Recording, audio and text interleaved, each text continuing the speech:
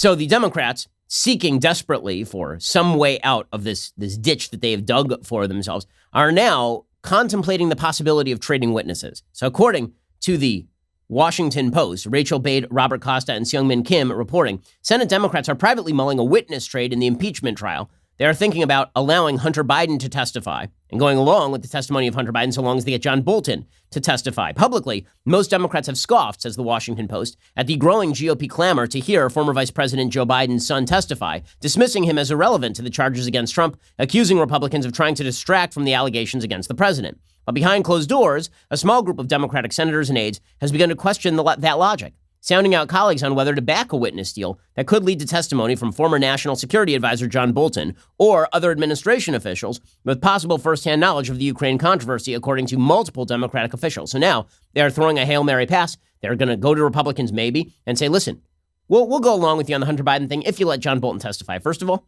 that's actually a pretty good trade for Republicans. The reason it's a pretty good trade for Republicans is because John Bolton will be heavily covered. He'll say exactly the same thing Fiona Hill said. It is extraordinarily unlikely that he says anything like, and that's when, his mustache is moving, he says, that's when the president told me that he only wanted Joe Biden down before 2020, right, which would be the impeachable offense.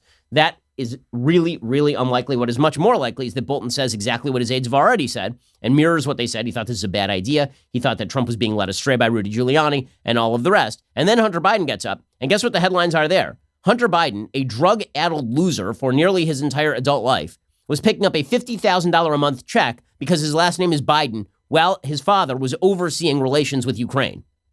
Okay, that is not going to look good for Joe Biden. It ain't going to look good for Hunter Biden, and it's going to look fairly good for President Trump, who's going to say, yeah, of course I was asking legit questions about that. Everyone was asking legit questions about that. They're members of the Obama administration who worked for Biden, who said that they were told not to bring up the Hunter Biden situation because Joe Biden just didn't have the bandwidth. But everybody acknowledged that there was a conflict of interest. Everybody. So if this is the way the Democrats want to go, good luck with this. Joe Biden, for his part, is trying to fight back on all of this, blasting Trump's horse bleep claims. He released a new video on what really happened in Ukraine, and this is his campaign video on Hunter Biden. Here's what it sounded like. So where does Donald Trump fit into all this? He claims that because the vice president's son, Hunter, was on the board of the Ukrainian natural gas company, Burisma, that Biden somehow acted inappropriately when he advocated for Viktor Shokin to lose his job. The clinical term for that is horse shit. For one thing, Biden was following official United States government policy, which was in agreement with the EU and other international partners. Number two, Shokin's investigation of Burisma had fallen dormant over a year before the vice president did anything to try and get him out of office. Okay, that second one is actually under controversy. It's not necessarily confirmed that the Shokin investigation was completely dormant, that Ukraine had basically left Burisma alone by the time that Biden wanted to oust that official. As far as Biden following official U.S. policy, well, what if he wanted that policy to be true, right? What if he wanted that policy to be correct because he wanted Shokin removed? We don't know, okay? At the very least, Biden should not have been charged with this policy when his son was picking up bags of cash for being his son. I mean, that is literally the only reason that Hunter Biden has any money to his name is because his last name is Biden. It turns out that half of Biden's family does this.